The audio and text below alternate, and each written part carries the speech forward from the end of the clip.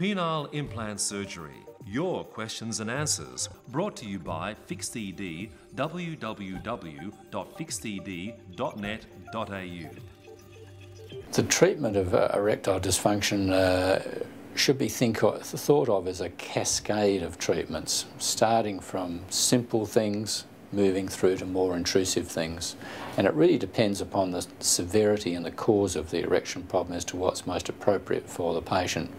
Now, the vast majority of patients with erection problems, estimated about 9 out of 10 patients, will, when they go to their doctor, if they describe this problem, will respond very well to the tablets. You know, as you know, there is Viagra, Levitra and Cialis.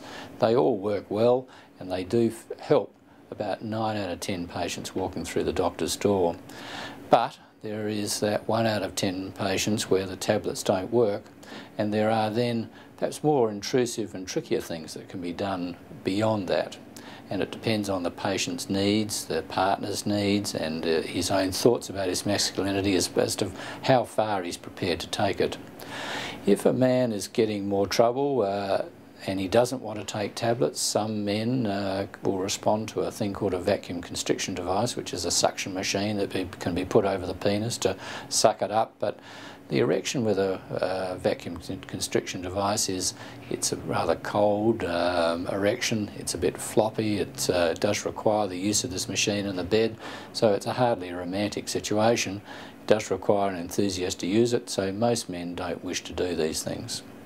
But beyond that, if the tablets aren't working and the man doesn't want to use a vacuum device, then erections can be in fact stimulated very nicely with intracavernosal injection therapy.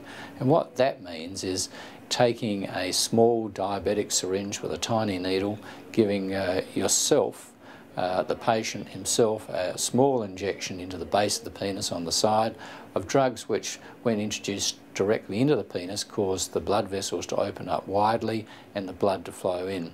So a man who has got cardiovascular damage or nerve damage will often actually produce a very good erection with an injection. Mind you, to do that you've got to have you've got to be taught how to do it, and also you have to have the fortitude to stick a needle in your penis. If the needles are working well, even then too high a dose may lead to an erection that won't go away, and sometimes repeated injection can lead to fibrosis or scarring, sometimes bends in the penis. But mind you, there are many men out there who use these injections very satisfactorily and happily, and I think men should always be offered these treatments if the tablets aren't working and a pump's not suitable.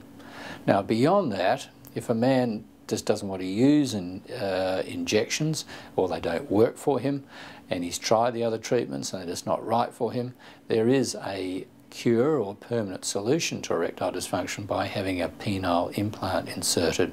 And this is an inflatable device which is put inside the penis, deep within the penis.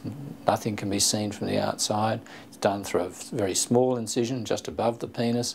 It is simple surgery that takes maybe 30 to 45 minutes and puts you into hospital for 1 or 2 days.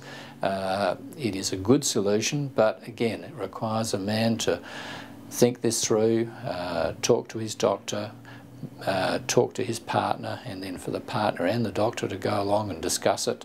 And I think once you've thought this through, there are a lot of men who've worked to the end of the chain of treatments who may be happy to have this surgery because it will be a solution to their problem. Penile implant surgery. Your questions and answers. Brought to you by FixED, www.fixed.net.au.